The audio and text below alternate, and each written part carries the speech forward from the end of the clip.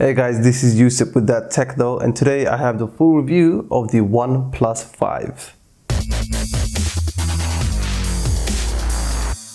Every OnePlus device today has been defined by premium specs at bargain prices, but that changes with the OnePlus 5. The 6GB RAM with 64GB starts at £450 and the 8GB with 128GB storage starts at £500 unlocked from the OnePlus website. But we'll talk about the price at the end. Now let's talk about that design. Actually, let's not.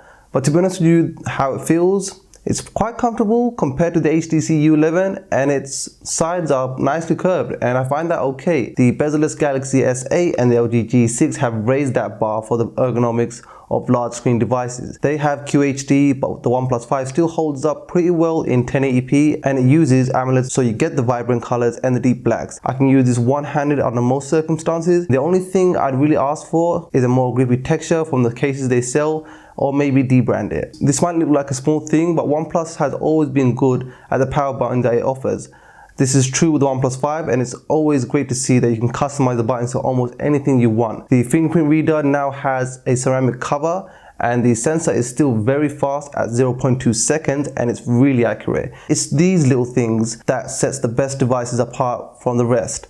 I enjoy the call quality and it's good clarity coming from it, though I'm not a fan of its loudspeaker, which tends to become sharp and a bit tinny at high volume. The OnePlus 5 has a new cool feature called reading mode. This can be enabled per app basis or system wide. It desaturates the screen and adjusts the sharpness and brightness to your environment, so you can basically emulate a Kindle, which in itself tries to emulate real paper. It's a huge relief from eye strain and really makes reading much more pleasant. Some of the other features you can find in the settings are the usual choices of on-screen navigation buttons or not. One feature which I didn't know existed in the previous model in the advanced settings is schedule power on and off, which can be convenient for a lot of people. So basically a time for when you can switch off your phone. So for example, late at 11 PM and then turn it on at 6 AM. So let's talk about the dual camera setup. It has a 60 megapixel f1.7 aperture and a 20 megapixel f2.6 aperture telephoto lens. And yes, the 5 also has a portrait mode, just like the iPhone 7 Plus. I've left a link above for you to check that out, so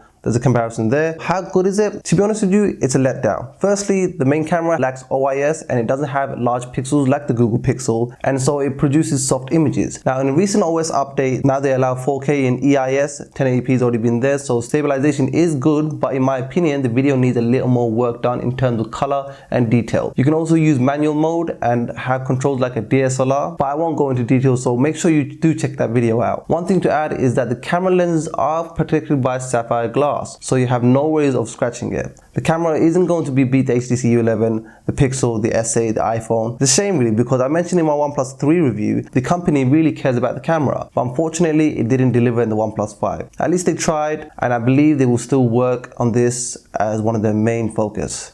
Now 6GB of RAM was overkill for the OnePlus 3 and 8GB is beyond my explanation why it's even in there. But I've said the same thing about the OnePlus 3. This is buttery smooth and I got no lag whatsoever, none. It's literally next to the Google Pixel. Basically what I'm saying to you is you will not have performance issues with this device. Now since we are talking about power, let's talk about the battery and charging time. So I get almost 6 hours screen on time and I'm not disappointed by it because of one reason, and that is the famous dash charge. It's really fast and convenient and there's no other simple words I can describe it in. It's the best. You can get over 50% charge in just 30 minutes and I wish we have a new standard for fast charging. So I'm curious to see what Quick Charge 4.0 does for the upcoming devices in this year. It doesn't support wireless charging and frankly I don't care because it's just not there. I forgot to mention that it isn't water resistant like the other flagships. I consider these two things nice extras, not necessarily deal breakers, but at the top tier of smartphones, they are what they make the difference for a lot of people. The way I feel about the OnePlus 5 is no different to the way I feel about its predecessor. If you're not too fussed about the camera, it's one of the better choices I can recommend out there. It's ridiculously fast, handles every task and app I throw at it, and it's got the ergonomics and looks of a premium device. Now about that price,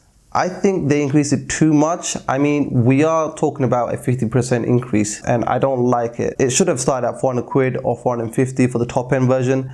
The question is it worth the buy? If you can overlook the camera, then absolutely. This phone will not disappoint and will last for a very long time, but they better not bring a Model T version.